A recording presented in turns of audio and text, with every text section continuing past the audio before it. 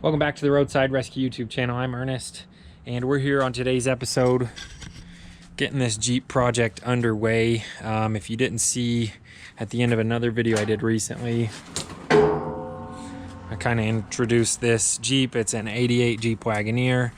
It's tucked under here and I can't get it out for a couple of reasons. One, it's got two flat tires in the front on both sides, so at least it's even. Nice. But overall, pretty much super good condition. Kind of one of my all-time dream vehicles that fell into my hands. One time on Facebook, I got this Kia Sportage for a couple $100. I think it was like $300, because the guy's kid left town for college and had taken the valve cover off to replace the gaskets and couldn't, never put it back together. The guy just wanted it gone, so I gave him $300, put it back together, and drove it away. And I traded it for this. So here's the Jeep Wagoneer. I'm going to go over a couple of things that are wrong with it. That's going to be the basis of this video today, since we're getting this project underway. It should take a few weeks to probably get it up and running, but overall, I mean, like missing a bumper, a few dents and some rust, but nothing too crazy. It's originally from Wyoming. It hasn't been registered in about 6 years and wasn't driving for a while before that, so probably about 10 years, maybe 6, I'm not exactly sure. So anyways, it's got a new radiator. What happened was the old engine blew. It has, like, how many miles does this thing have originally? There's a sneak peek of something on the seat there. So it's got 100,000 miles on the dot, basically. And the engine blew up. The old one, I don't even know what happened. The lady who owned it gave it to her nephew. He was the only other person ever owned the vehicle. And he put this in but couldn't get it running. He actually called me out one time to look at it and see how much it would cost to put it back together. And I told him, it's probably not something I would be doing. And then oddly enough, I found it on Facebook a few months later and offered him a trade, and he took it. So it looks like I will be the one getting this back up and running after all. Sorry, this is getting a little long-winded. Things that are wrong with it. I don't know what condition this engine is that was put in, but we'll get it running. I've got some new heater hoses because those are missing. Here's the funny thing. I know one of them goes right there where this is connected. I cannot figure out where that other one goes to, but we will figure that out soon. Vacuum lines kind of all over the place. That's the coil pack there. I've got to figure out where that bolts up to. I'm not exactly sure where it's supposed to sit, but I'll figure out somewhere. There's something there that looks like it needs a line going to it. Fuel system here. So it's carbureted. First thing I've ever had that's carbureted. And I don't really want to deal with this old one since I can't figure out what's going on with it. So I actually bought a new carb for it. So nice and shiny and new. It'll be getting a new carburetor. Here's the good about it. The inside and everything's like in perfect shape. There's no cracks in any of the leather or nothing.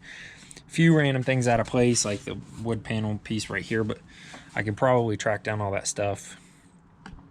Everything's in place. It's just, impeccable on the inside. The outside's dusty and dirty. It's been sitting for about a year.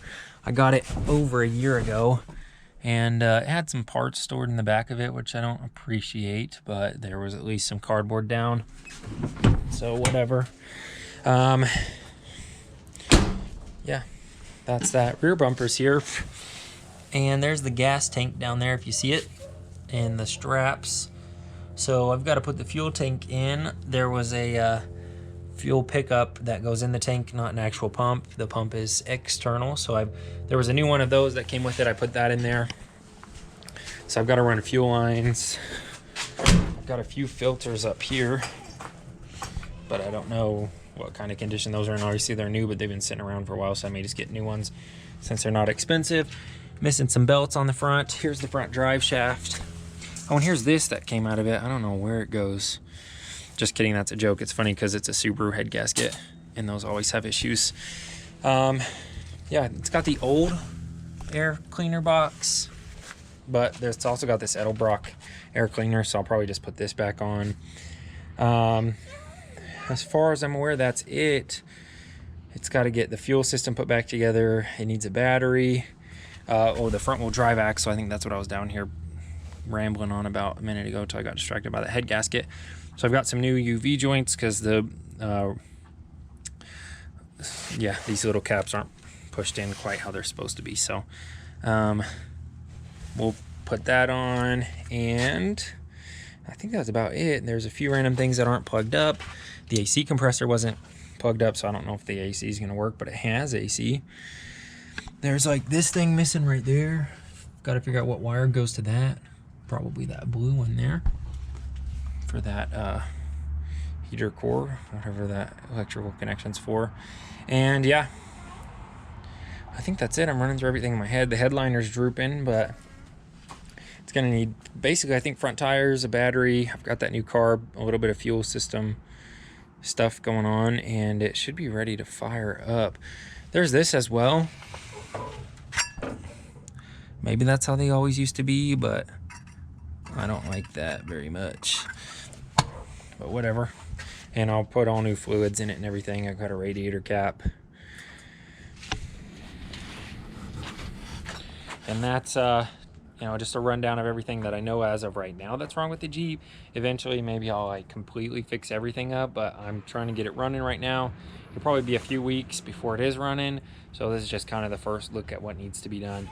Thanks for watching. Tune in to watch some of these videos later and see if we can get this running and get this carburetor figured out, because I have no idea how it even works. So thanks for watching Roadside Rescue YouTube channel. I'll see you on the next episode.